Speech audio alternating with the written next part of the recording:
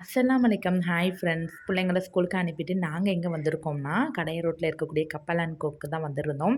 அக்கா வீட்ல வந்து கேஸ் அடுப்பு ஃபுல்லா வந்து எரியாம அப்படியே ஸ்டாப் ஆயிட்டு, வீட்ல ரொம்ப அவசியமானதுன்னா அடுப்பு தான். பிள்ளைங்கள காலையில பரபரப்பா ஸ்கூலுக்கு அனுப்பிக்கிட்டு இருக்கும்போது, இந்த நம்ம கேஸ் அடுப்பால எந்த ஒரு பிரச்சனையும் வந்துச்சா, நம்ம டோட்டல் அப்செட் ஆயிருவோம். சமைக்கிறதுக்கு மேக்ஸிமம் வந்து அடுப்பு கண்டிப்பா அத்தியாவசியமான பொருள். இத வந்து இன்னைக்கு வாங்கலாம், நாளைக்கு வாங்கலாம், நாள் தள்ளி போடவும் முடியாது.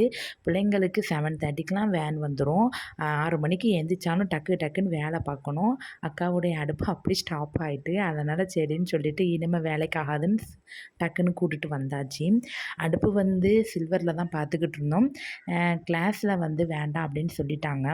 விடிஎம் வந்து கம்பெனி பிராண்டு. இதைத்தான் அக்கா வாங்கணும்னு வந்து வீட்டிலேயே முடிவு பண்ணிட்டு வந்திருந்தோம் நானும் அக்காவும். அல்ஹம்துலில்லாஹ் 3 அடுப்பு வாங்கியாச்சு. இப்போல்லாம் காலகட்டத்தில 2 அடுப்பு வச்சு சமைக்கிறதுலாம் முடியவே முடியாது. ஏன்னா பிள்ளைங்க ஸ்கூலுக்கு அனுப்பிட்டு இருக்கும்போது, நம்மளுக்கு காலையில அப்படி ஒரு பரபரப்பான வேலையில நம்மளுக்கு வந்து 2 அடுப்பு வந்து இப்போ சாத்தியமாவே இல்ல. அதனால 3 அடுப்பு வாங்கியாச்சு. வாங்கிட்டு பில்லு போட்டுக்கிட்டு இருக்கும்போது, நமக்கு தேவையானத கொஞ்சம் கொஞ்சம் பார்த்துக்கிட்டு இருந்தேன். வாங்க போறதில்ல. வந்ததோட எல்லாத்தையுமே நம்ம வந்து கிளிப்பிங் கணக்கா எடுத்துக்குருவோம். வாங்குறது 2வது பட்சம் தான்.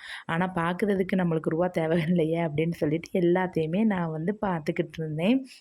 கபோர்ட்லாம் பார்க்க வந்து ஆசையா தான் இருக்கு.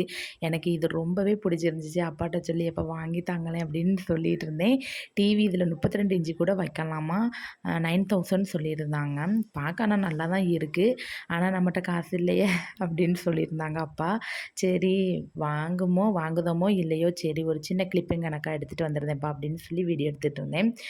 போடக்கூடிய சோபா செட்லாம் இங்க இருந்துச்சு. நல்லா வந்து பஞ்சு மெத்தனக்கா இருந்துச்சு. அதுலயும் உட்காந்து கொஞ்சம் நேரம் ரிலாக்ஸ் பண்ணிட்டு, அப்படியே அக்கா வந்து பீரோல் செக்ஷனுக்கு போனாங்க.